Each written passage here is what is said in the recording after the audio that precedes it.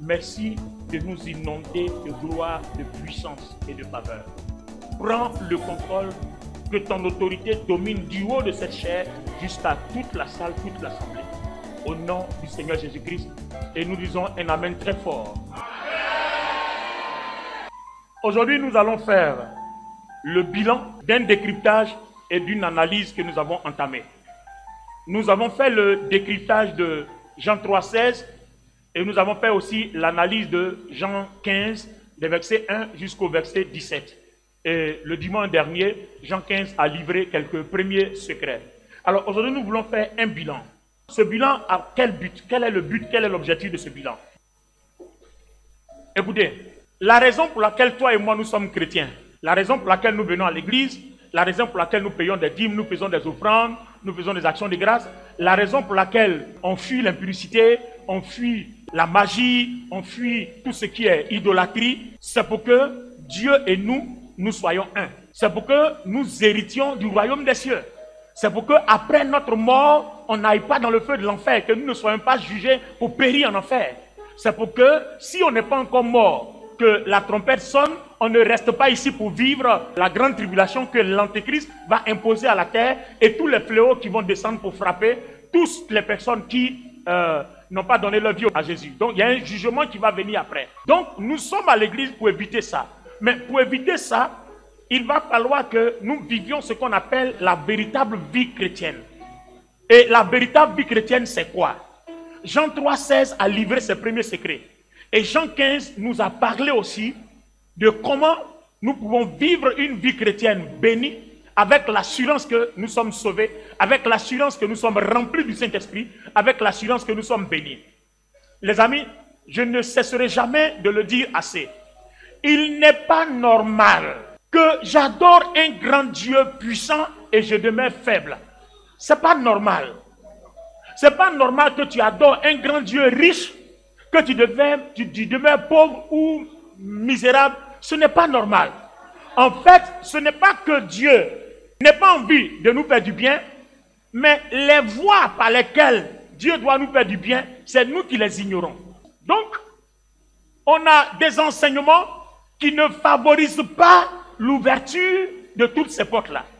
Ou bien soit, on te dira, pour que Dieu t'aime, il faut aimer ton prochain. Parce que celui qui n'aime pas son prochain, Dieu ne l'aime pas et la personne ne sera pas sauvée. Mais est-ce que quand on te dit simplement comme ça, si tu n'aimes pas ton prochain, tu ne seras pas sauvé? Mais il faut bien qu'on t'enseigne comment aimer ton prochain. Est-ce que vous comprenez? On te dit, si il n'y a pas de justice, Dieu n'est pas avec toi. Mais il faut qu'on m'enseigne comment vivre la justice. À partir du moment où j'ai tous ces détails-là, j'ai les éléments, j'ai les clés, j'ai les cartes en main. J'ai mon assurance que Dieu est avec moi. Attends, si je te demande tout de suite, pasteur Oufoué, ancien d'acier, comment tu sais que Dieu est avec moi? Tu vas me dire quoi?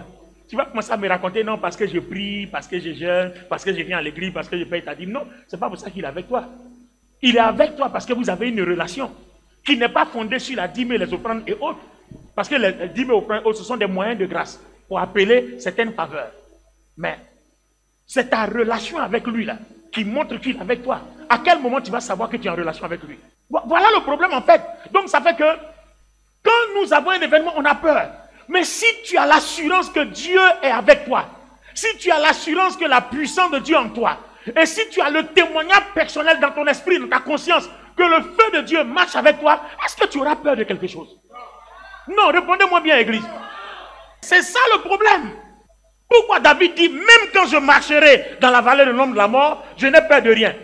Il a dit quoi? Car tu es avec moi. Il a l'assurance, il sait par des preuves que Dieu est avec lui. Alors toi, quand tu dis Dieu est avec moi, quelles sont tes preuves? Tu te bases sur quoi pour dire que Dieu est avec toi? Voilà tout le problème. Donc tant qu'on n'aura pas ces preuves et cette assurance-là, notre foi sera toujours faible. On sera toujours dans la défaite et ça ne marchera jamais. C'est pas parce qu'on confesse qu'on est ce qu'on confesse. Il faut être ce que tu confesses pour que ça puisse fonctionner. Alors aujourd'hui, on va aller dans certains détails. On va expliquer comment fonctionnent toutes ces choses-là. Parce qu'on veut bâtir une église avec un modèle de chrétiens qui sait. Vous voyez, des chrétiens qui ont l'assurance, qui savent comment Dieu veut qu'on fonctionne. Gloire à Dieu. Donc après plusieurs erreurs, plusieurs faiblesses, vous voyez, plusieurs façons de chercher Dieu, il faut arriver à la fin, parce que la fin de toute chose vaut mieux que son commencement. À la fin, il va falloir que tu reconnaisses le véritable modèle, la véritable voie du vrai chrétien.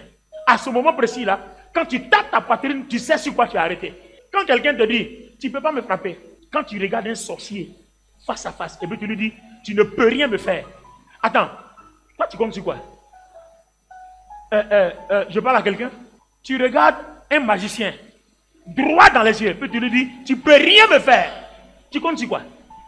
Il faut que tu sois sûr de ce sur quoi tu comptes pour avoir la bouche comme ça, pour parler comme ça. Et c'est tout ça là que nous voulons enseigner ce matin. L'introduction est bonne. Allons-y donc dans les Écritures, on va commencer à développer. Jean chapitre 15 à partir du verset 1 jusqu'au verset 17. Je suis le vrai cep et mon père est le vigneron. Je suis le vrai cep et mon père est le vigneron. Donc, le Seigneur Jésus-Christ parle de lui en tant que cep et Dieu, son Père, qui est le créateur de toutes choses, est le champ dans lequel ce cep-là est planté. Pour dire que tout appartient à Dieu, mais moi, je suis le cep. Continue. Tout sarment qui est en moi et qui ne porte pas de fruits, il le retranche. Tout sarment qui est en moi, qui ne porte pas de fruits, il le retranche. Donc les sarments, c'est nous les hommes, et nous qui avons donné notre vie à Jésus en tant que chrétiens, pour être connectés au Seigneur, c'est nous les sarments. Quelqu'un peut dire amen à ça?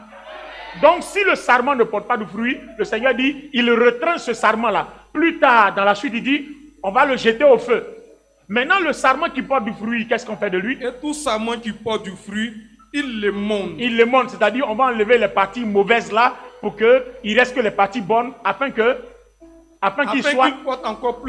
soit davantage béni. Bien aimé dans le Seigneur. Voilà la première partie de notre bilan 1. D'accord? Toi, tu es le sarment, toi et moi, Jésus est le Christ. Si tu ne portes pas de fruit, il n'a plus rien à faire avec toi.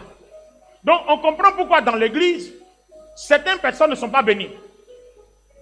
Parce qu'en fait, on attend de toi que tu portes du fruit.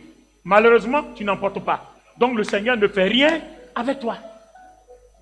Ça fait première chose. Maintenant, il dit, si tu portes du fruit, il va te purifier, il va t'émonder, il va enlever tous les obstacles qui t'empêchent d'avancer pour que tu avances plus, pour que tu sois plus béni. Ça veut dire que malgré que tu portes du fruit, il peut t'arriver certaines choses dans ta vie, ce n'est pas une punition. Ça ressemble à des difficultés, à des épreuves, mais ce ne sont pas des épreuves. Dieu est en train de te repositionner pour que tu avances. Donc, certaines choses peuvent arriver à ta vie. Ça peut faire mal, tu peux perdre un ami, tu peux perdre une camarade, un camarade, tu peux perdre beaucoup de choses. Il peut t'arriver beaucoup de choses dans tes finances, beaucoup de choses. Mais quand ce temps d'épreuve-là passe, quand Dieu a fini d'enlever ce qui ne l'arrange pas, il te fait rebondir. Donc, ce n'est pas parce que tu portes du fruit qu'il ne peut pas t'arriver certains obstacles. Ces obstacles-là, Dieu les met. Mais au contraire, quand tu les vois, si tu ne te reproches de rien, maintenant il va falloir savoir à quel moment tu sais que tu te reproches et à quel moment tu sais que tu ne te reproches pas. C'est ce qui va venir dans la suite. Maintenant, il dit quoi la suite?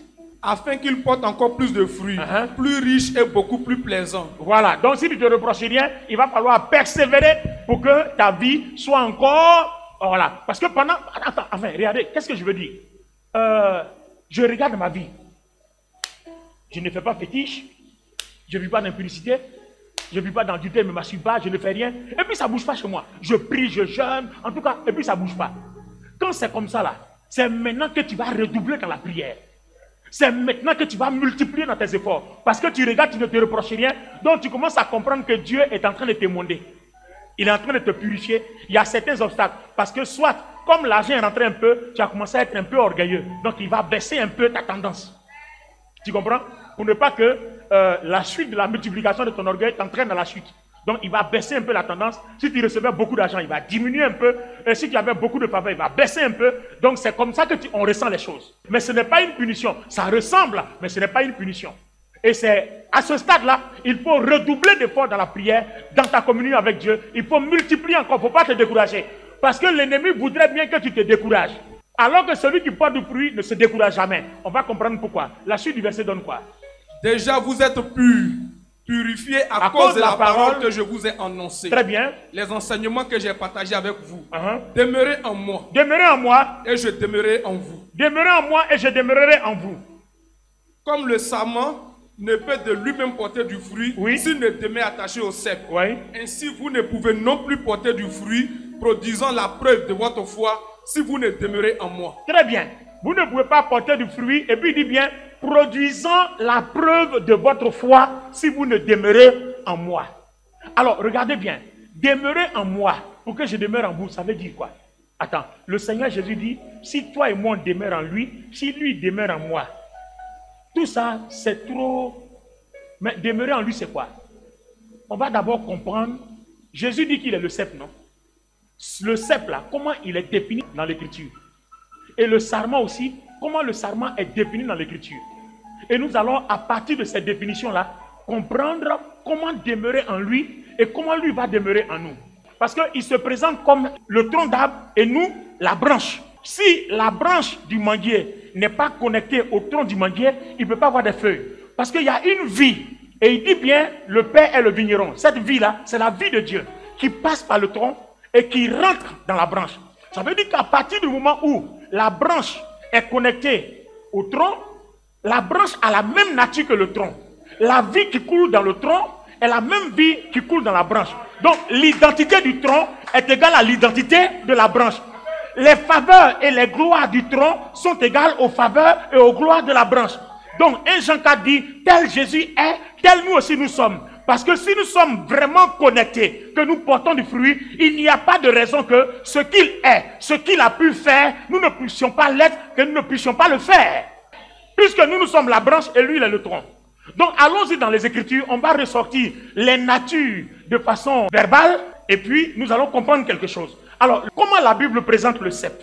On va parler du vigneron. Allez-y dans Psaume chapitre 11, le verset 7. Car l'Éternel est juste, il aime la justice. Car l'Éternel est juste, il aime la justice. Donc le Père qui est le vigneron, il est juste, il aime la justice. Donc on a présenté déjà la nature du Père. D'accord? Il est juste, il aime la justice. Et le dimanche dernier, si vous avez compris, quand on a dit, on a montré que la justice et l'amour parlent le même langage. Et quand l'amour veut sauver, l'amour s'appuie, se sert de la justice. Et on a vu dans le psaume 89 et le psaume 97 que le trône de Dieu qui est amour a pour base justice et équité. Donc quand quelqu'un manifeste la justice, il donne le témoignage que l'amour de Dieu est en lui. Est-ce que vous comprenez? Donc, le Dieu, notre Père, qui est le vigneron, dans le psaume 11, 7, il est juste et il se sert de la justice. Il aime la justice. Alors, on va voir maintenant le cep. Le cep, il ressemble à quoi? 1 Jean, le chapitre 1, le verset 9. Si nous confessons nos péchés, oui, il est fidèle et juste pour nous les pardonner et pour nous purifier de toute iniquité. Qui pardonne les péchés? Dieu. D'accord. Mais qui a pardonné les péchés de la femme adultère? Le Seigneur Jésus. C'est Jésus. Donc si nous confessons nos péchés, Jésus est juste pour nous les pardonner. Donc ça fait un premier élément. Donc si le Père qui est le vigneron est juste et aime la justice, le Fils qui est le cep, lui aussi il est juste. Mais ce verset-là n'est pas précis. Je vais vous donner un autre qui dit clairement qu'il est juste. Allons-y, 1 Jean 2, verset 1.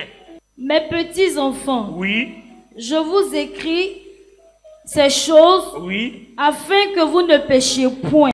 oui. Et si quelqu'un a péché, nous avons un avocat auprès du Père. Et c'est qui? Jésus-Christ le juste. Ah, on a un avocat auprès du Père qui est qui? Et ce Jésus-Christ là, il est qui? Il est le juste. Il est juste. Donc, on a la preuve noir sur blanc dans les Écritures que le cep est juste. Alors, si le cep est juste, il attend quoi du sarment? Que le sarment soit juste. Est-ce que cabri fait mouton? Est-ce que agouti fait chien? Donc, un juste devient, il produit aussi des justes. Parce que la Bible dit quoi? Dans 1 Jean 2, 29, celui qui pratique la justice est juste. 1 Jean 3, 7. Celui qui pratique la justice est aussi juste, comme Jésus le cep lui-même est juste. Voilà un deuxième verset qui le confirme. Gloire à Dieu. Maintenant, que nous avons lu Jean 3,16, car Dieu a tant aimé le monde qu'il a donné Jésus, afin que quiconque croit en lui ne périsse point, mais ait la vie éternelle. Et la vie éternelle, c'est que les gens te connaissent. Dans Jean 17,3, la vie éternelle, la vie éternelle, c'est que les gens te connaissent. Et on a vu dans 1 Jean 4, je crois, vers le verset 6, 7, 8, que celui qui aime est né de Dieu, tout comme celui qui connaît Dieu.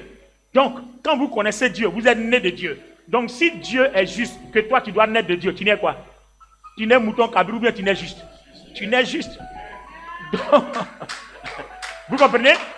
C'est pour ça que dans Romains, le chapitre 3, la Bible dit, quand nous avons péché, Dieu s'est servi de la justice pour nous sauver. Et c'est par Jésus que cette justice-là s'accomplit. Donc si tu as été racheté par la justice, on attend de toi que tu produises les fruits de la justice. Alors je vais vous montrer le verset noir sur blanc. Donc le fruit que toi, en tant que sarment, on te demande de produire, c'est le fruit de la justice. Si tu ne produis pas les fruits de la justice, on te coupe, on te jette au feu. Mais si tu produis les fruits de la justice, on te purifie pour que tu sois davantage grand, puissant, béni, etc. Que tu ailles spirituellement au loin. Alléluia. Alors, permettez que je vous sorte quelques fruits de la justice. Amen. Quelqu'un s'en va avec moi dans Philippiens. Allons-y dans Philippiens. Allons-y. Philippiens 1:11. Rempli du fruit de justice qui est par Jésus-Christ, à la gloire et à la louange de Dieu. Rempli du fruit de justice Qui est par par Jésus-Christ, Jésus-Christ, à la gloire et à la louange à la gloire et à la louange de Dieu. Parole de vie dit, Parole de vie dit, avec l'aide de Jésus-Christ, votre vie sera remplie d'actions justes pour la gloire et la louange de votre Dieu. vie sera remplie d'actions justes. Donc toi, en tant que chrétien, ce que Dieu attend de toi, c'est de produire des actions justes. Et ces actions justes-là, c'est bien traduit dans 1 Jean 15. Lis-nous la suite du verset de 1 Jean 15. Lisez-moi 1 Jean 3:10. Voici comment on distingue les enfants de Dieu et les enfants de l'esprit du mal. Donc voici comment on distingue les enfants de Dieu et les enfants de l'esprit du mal. C'est à partir de quoi? Tous ceux qui ne font pas ce qui est juste, Tous ceux qui ne font pas ce qui est juste, ou qui n'aiment pas leurs frères et leurs sœurs, ou qui n'aiment pas son prochain, ils n'appartiennent pas à Dieu. n'appartiennent pas à Dieu. En effet, voici le message que vous avez entendu depuis le début. Uh-huh. Aimons-nous les uns les autres. Oui. Ne faisons pas comme Caïn. Maintenant, donne-nous la suite de Jean 15. Je suis le cep, vous êtes les sarments. Celui qui demeure en moi et qui porte beaucoup de fruits, car autrement, sans moi, c'est-à-dire retranché de votre union vitale avec moi, vous ne pouvez rien faire. Oui. Si quelqu'un ne demeure pas en moi, il est jeté dehors, comme le sarment rompu, et il sèche. Puis on ramasse les sarments, on le jette au feu et il brûle. Continue. Si vous demeurez en moi et que mes paroles demeurent en vous, demandez ce que vous voudrez et cela vous sera accordé. Si vous portez beaucoup de fruits, c'est ainsi que mon Père sera glorifié et que vous serez mes véritables disciples. Comme le Père m'a aimé, je vous ai aimé. Demeurez dans mon amour, ne doutez point de mon amour pour vous. Si vous gardez mes commandements, vous demeurez dans mon amour.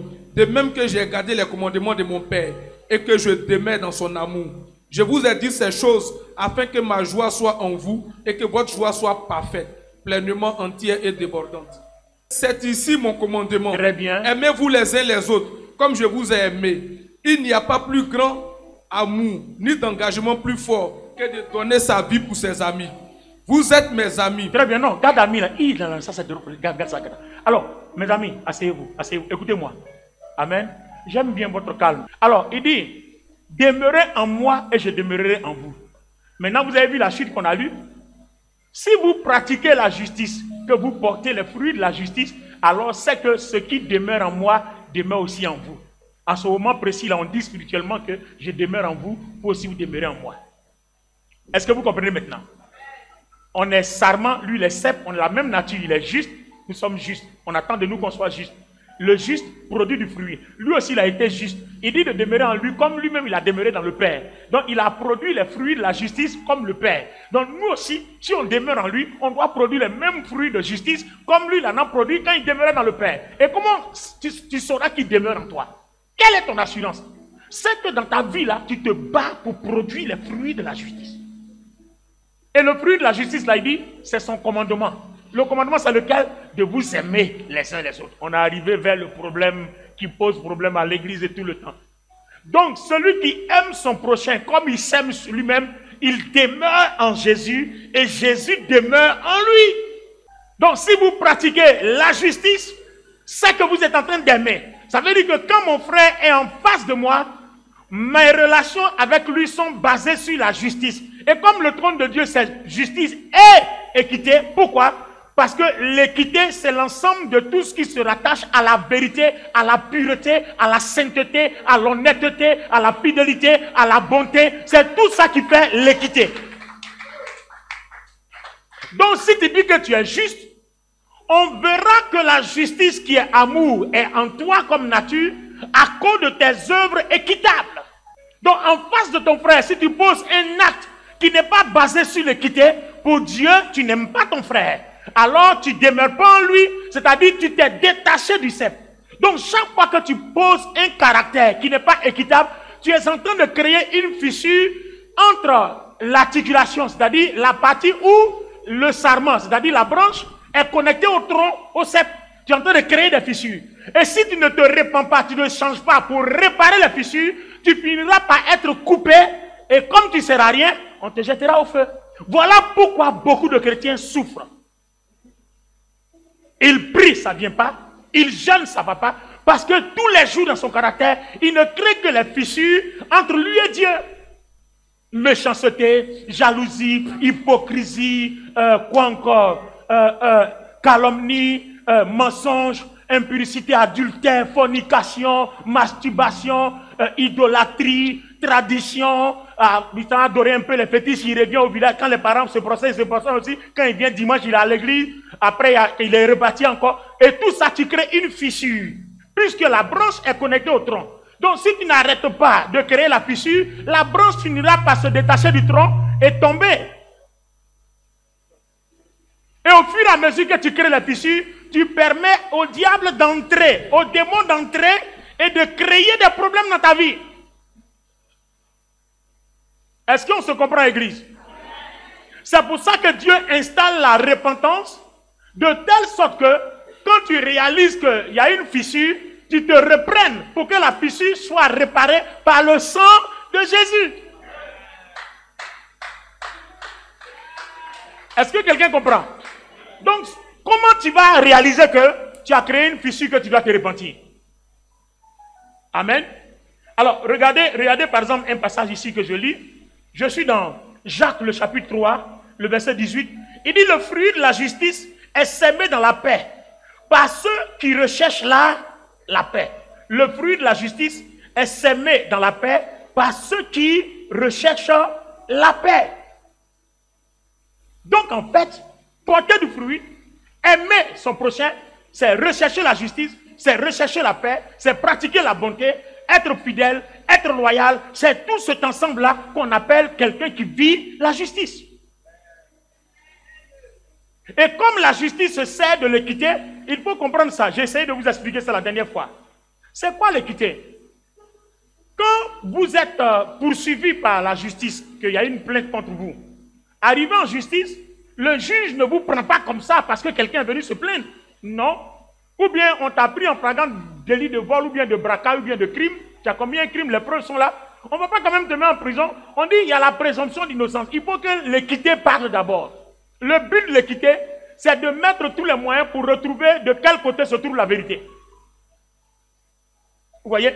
Et si on trouve de quel côté se trouve la vérité, il faut qu'on sache qu'est-ce qui t'a poussé à tuer, qu'est-ce qui t'a poussé à voler, qu'est-ce qui t'a poussé à commettre l'adultère, qu'est-ce qui t'a poussé à commettre l'impudicité, qu'est-ce qui t'a poussé à mentir. Une fois qu'on détermine que la vérité a parlé, c'est en fonction de la vérité qu'on te sanctionne. Ça ne veut pas dire que quand on aime, on ne sanctionne pas. Quand on aime, on sanctionne, mais sur la base de la vérité, en ce moment précis, la sanction est juste et équitable. C'est comme ça que Dieu juge. Attends, si vous pensez que Dieu punissait les péchés, vous pensez que nous tous on allait vivre? Il allait tuer tout le monde. Il y a des choses même que tu as faites, que j'ai faites, que nous avons faites, normalement qui ne méritent même pas qu'on vive encore. Mais c'est parce que Dieu se sert de l'équité que sa justice nous permet de vivre encore au nom du Seigneur Jésus-Christ qui nous a offert cette justice-là à partir de sa mort à la croix. C'est là que Jésus-Christ devient infaillible et incontournable. Parce qu'avant que Dieu nous juge, il regarde à Jésus. Jésus a porté, Jésus-Christ, selon 1 Corinthiens 1:30, Jésus-Christ est notre justice. Donc, comme on est connecté à un tronc qui est le sceptre, qui est la justice, Dieu regarde toujours la justice et il agit en fonction de lui-même, sa justice. Sa nature est juste. Alors, il veut qu'en face de ton frère, tu te serves de la même chose. Même quand ton frère t'aura fait du mal, peu importe ta colère, tant que tu n'as pas encore compris en quoi est-ce que tu dois réagir de façon équitable, il faut te calmer, même si tu es en colère. C'est pour ça que les sages parlent en dernière position. Le sage réfléchit. Il cherche l'équité. Où se trouve la vérité? Salomon l'a fait. 2 femmes se plaignent. Oh, l'enfant est pour moi. L'enfant est pour moi. Bon, Salomon dit, venez. On va savoir où se trouve la justice. Et pour savoir où se trouve la justice, il faut qu'on se serve l'équité pour savoir où se trouve la vérité. Donnez-moi une épée. Tranchez l'enfant en deux. Celle qui est jalouse va s'exprimer. Oui, tranchez l'enfant là. Elle ne sera pas toi, elle ne sera pas moi. Salomon dit, si vraiment c'était en toi, la vérité aurait témoigné que l'enfant là ne soit pas tué. Parce que tu vas pas, tu dois aimer ton prochain comme toi-même. Parce que toi-même tu t'aimes là. Tu ne vas pas tuer quelque chose qui appartient à quelqu'un. Donc si c'était pour toi, tu n'allais pas tuer. Donc l'enfant là n'est pas pour toi. Redonnez à l'autre. Pendant ce temps, l'autre disait, non, ne le tuez pas, donnez-lui. Au lieu, je préfère perdre que faire du mal. Au moins mon enfant vit. Vous voyez? Salomon a permis que l'équité expose le mal qui est dans la personne. Donc vous voyez que celui qui est juste ne se sert jamais du mal. Peu importe ton degré de colère, tu vas garder ton calme. Tu vas réfléchir, tu vas analyser et pour donner une réponse juste. Et c'est pour ça que Dieu sera avec toi. Et c'est pour ça que la puissance de Dieu marchera avec toi. Parce que le Saint-Esprit, lui aussi, il est juste et équitable. Il agit en fonction de la vérité. C'est par là qu'on reconnaît les enfants de Dieu et les enfants du diable, comme on vient de le dire. Alléluia. C'est là que tu dois porter ta croix et renoncer à toi-même. On t'a humilié devant tes enfants, devant tes subalternes. Et puis tu es là, tu dois prendre ton temps de réfléchir. Tu vas aller à la maison dormir pour venir nous donner ta réponse demain. Alors que tu es humilié. Demain quand tu reviens, les gens qui ont vu là, et ils sont partis, ils ne sont plus là. C'est de nouvelles personnes. La nouvelle s'est déjà répandue. C'est ça qui fait qu'on ne peut pas tenir. Et puis on a oublié de réagir sur place pour laver notre affront. Or Jésus dit, si malgré ça, tu choisis avoir honte sans réagir, alors tu as renoncé à toi-même. Tu es digne de moi. Si tu préfères endosser cette douleur, cette humiliation, et puis partir sans rien dire, alors tu as porté ta croix, alors tu es digne de moi. Et dit, quiconque ne porte pas sa croix, ne renonce pas à lui-même, ne peut pas entrer dans le royaume de Dieu. Donc pour aimer son prochain, l'équité va nous aider à porter la croix, l'équité va nous aider à renoncer à nous-mêmes. Quand quelqu'un meurt et qu'on ne connaît pas les circonstances de sa mort, les parents sont apaisés quand il y a la vérité qui enfin apparaît. On dit, bon, c'est vrai, on a perdu quelqu'un, mais au moins, la vérité est venue, on sait comment la personne est morte. On sait qui l'a tué, on sait qui est responsable, on sait qui fait quoi.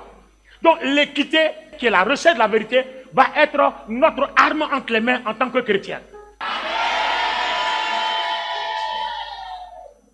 Alors, la dernière partie, les amis, écoutez-moi, c'est une partie plus puissante, plus forte.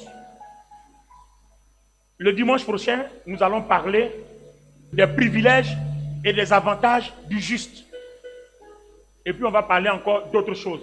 Quand tu vas avoir les privilèges et les avantages du juste, porter ta croix ne sera plus un problème.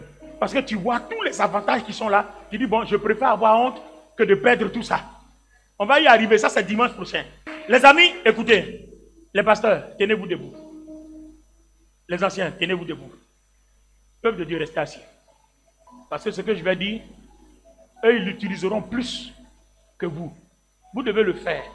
Mais eux, d'abord avant vous. Jésus dit, si vous portez beaucoup de fruits et que mon Père est glorifié, et si vous prouvez ainsi votre foi, c'est-à-dire si vous donnez les preuves que vous êtes ainsi disciples, Matthieu 28, 19, allez par tout le monde, faites des nations des disciples. Toi et moi, on doit faire de ceux-là le peuple qui est en face de nous, des disciples, c'est-à-dire des gens justes qui marchent selon la vérité à partir de l'équité. Donc c'est pour ça que je vous ai dit, tenez-vous debout. Parce qu'on doit faire d'eux des disciples. Alors Jésus dit, si vous prouvez ainsi que vous êtes mes disciples, alors le Père sera glorifié et tout ce que vous demanderez au Père, il vous sera accordé. Hein? La parole là, ça ne vous ébranle pas. En fait, il y a un moyen dans la Bible pour que tout ce que je demande à Dieu, Dieu me donne. On n'a pas dit que tout est possible à celui qui croit. Donc il y a un moyen dans la Bible pour que toutes mes prières soient exaucées. Mais ce n'est pas n'importe quelle prière. La Bible dit que c'est la prière du juste qui est exaucée de cette façon-là. Jacques l'a dit, la prière fervente du juste est d'une grande efficacité. Ce n'est pas parce que vous priez que Dieu vous donne, mais quand vous êtes juste, toutes vos prières sont exaucées. Pourquoi? Parce que vos actes sont basés sur la vérité. Avant là, l'erreur qu'on faisait, c'était quoi? Et on dit là, Seigneur, tu as dit que la prière du juste est une grande efficacité. Donc exauce ma prière. Pendant que tu es en train de dire ça dans ta chambre là, toi tu es juste, tu as vérifié, tu es juste. Tu as vu l'erreur qu'on commettait? Tu as dit, on récite le verset, et puis on pense que parce qu'on a dit ça, Dieu sera content. Ah, pour Dieu, tu connais le verset, mais tu n'es pas le verset parce que tu ne le vis pas, tu ne le pratiques pas. Donc ce que tu dis là, ça concerne ceux qui sont justes et non toi. Le Saint-Esprit parle bien à travers mon canal. En fait, toi et moi, on souffre parce qu'on n'est pas juste. On ne porte pas de fruits justes. C'est pour ça qu'on souffre. Sinon, normalement, un chrétien ne doit pas souffrir. On dit bien, si on est juste, qu'on prouve ainsi qu'on est disciple, tout ce qu'on demande à Dieu, il nous donne. Donc, la balle n'est plus dans le camp de Dieu, la balle est dans notre camp. Comment on va se battre, porter notre croix, renoncer à nous-mêmes, endosser les douleurs, les calomnies, les souffrances, les hontes, les humiliations, sans réagir et toujours emprunter la voie de la vérité pour agir? C'est ça qui nous manque. Voilà tout notre problème. C'est tout. Sinon, le Saint-Esprit est là, hein, mais il ne va pas réagir tant qu'on n'est pas juste. L'autre partie profonde, il dit, si vous agitez ainsi que vous êtes mes disciples, je ne vous appellerai plus serviteur, mais je vous appellerai ami. Parce que le serviteur ne connaît pas tout. Mais à l'ami, on lui révèle les secrets même du Père. Ah! Si tu veux être puissant spirituellement, voilà la règle. Bats-toi pour devenir un ami de Dieu. Quand tu vas prier, que tu vas poser la question à Dieu, Seigneur, révèle-moi qui sera le prochain président. Il te parlera. Et il n'aura pas de discussion, ça ne fera pas de débat.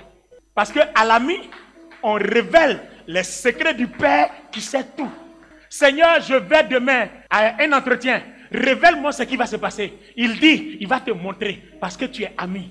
Donc si toi tu demandes qu'on ne te montre pas, c'est que tu n'es pas encore ami. Ton niveau spirituel n'est pas encore satisfaisant. Donc bats-toi. Bats-toi. Arrive au stade d'ami. Là où on révèle, on montre les secrets. Là où on ne cache plus rien. Seigneur, qu'est-ce qui arrivera à la Côte d'Ivoire dans 6 mois? S'il ne te parle pas à l'oreille, dans un songe, il va te montrer les choses claires pour ne même pas que tu aies besoin du discernement pour les expliquer. Il va t'expliquer les choses claires. Seigneur, montre-moi comment sera ma vie d'ici juin 2026. Ou bien on est dans les derniers temps. Qu'est-ce qui va se passer d'ici 7 mois? Le Seigneur va te montrer clairement. La Bible dit parce que tu es son ami. Abraham était l'ami de Dieu. Il n'y avait pas de secret entre lui et Dieu. Tout ce qu'Abraham dit, Dieu fait. Tout ce que Dieu veut, Abraham fait. Les deux marchaient conjointement.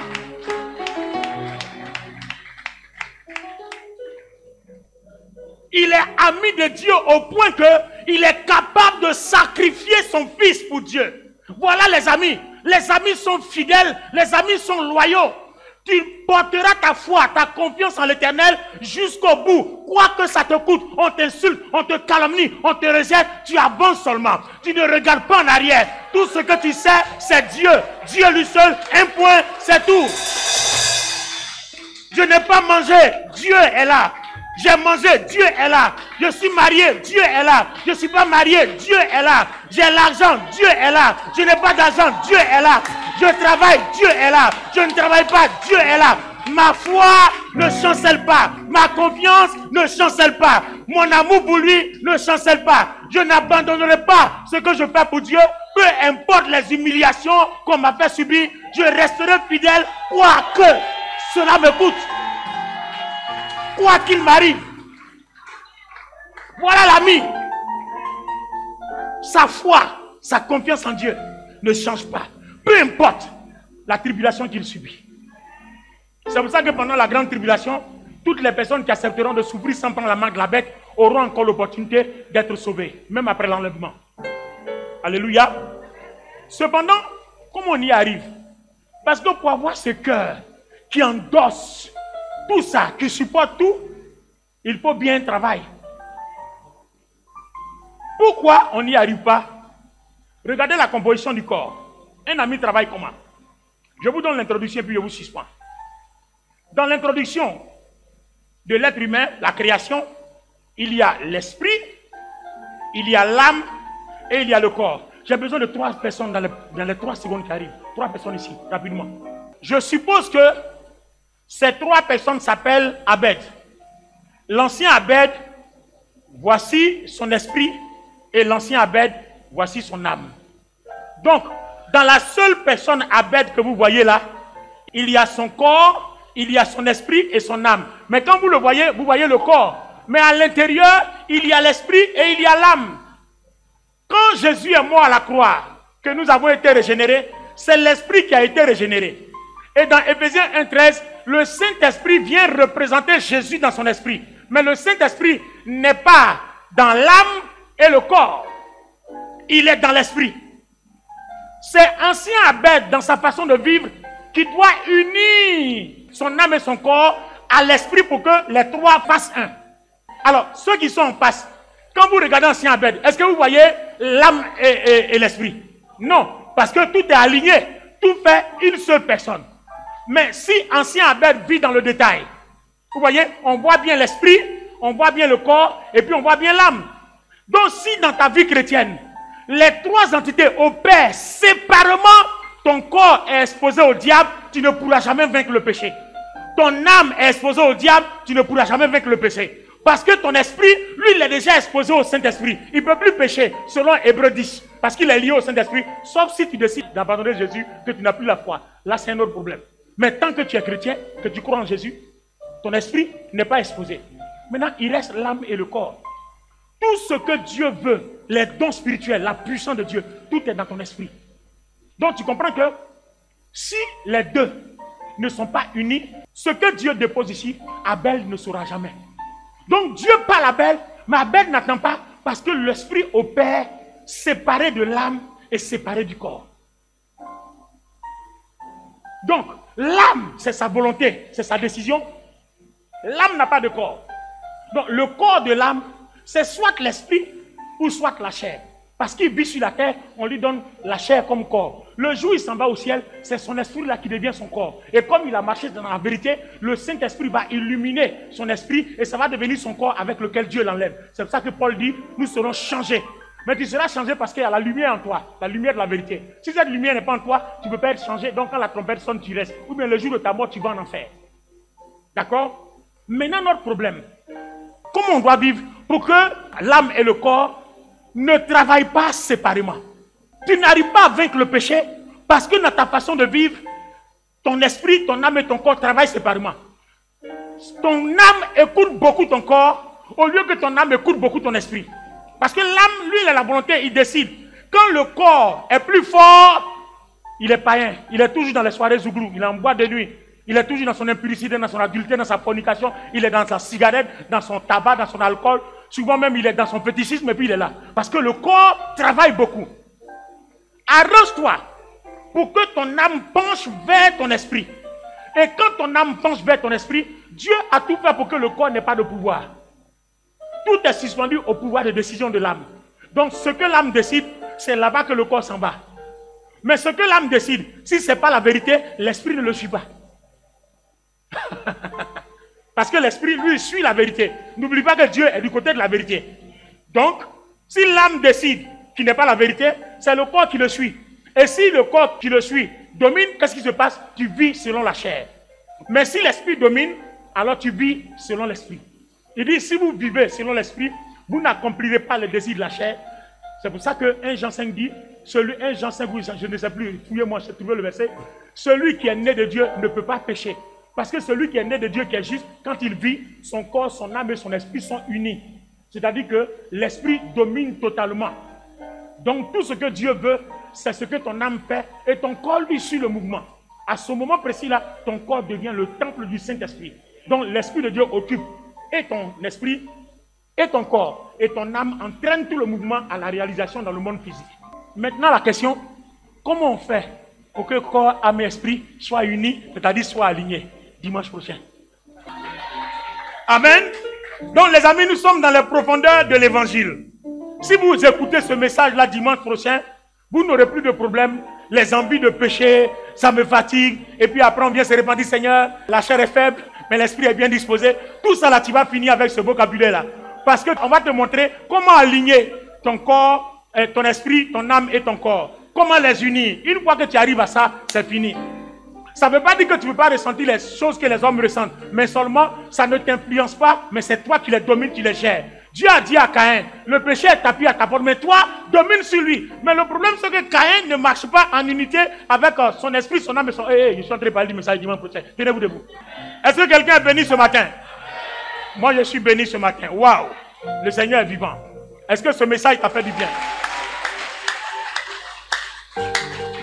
Donc, le dimanche prochain, nous parlons de la vie du juste, les privilèges du juste. Comment le juste vit pour aligner son esprit, son âme et son corps. Et quels sont ses avantages. Et quelle est la puissance que Dieu déploie vers lui. Waouh, ça sera fort. Nous sommes dans les profondeurs de l'évangile. Alléluia. C'est pour ça que je dis, ta saison d'être béni est arrivée. Si tu saisis ce message de juste là, c'est fini. Ta saison d'être béni est arrivée. Surtout celui du dimanche prochain, c'est fort.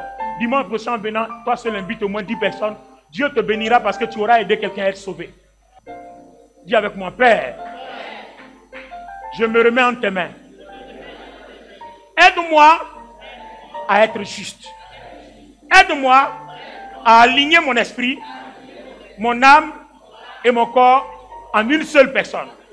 Seigneur, apprends-moi ainsi à faire ta volonté, afin que je vive une vie juste, que je porte du fruit en abondance, que tout ce que je demande au Père, il me l'accorde. Commence à rendre gloire au Seigneur, prie, parle au Seigneur. Commence à rendre gloire à Dieu, parle au Seigneur. Parle au Seigneur, parle au Seigneur.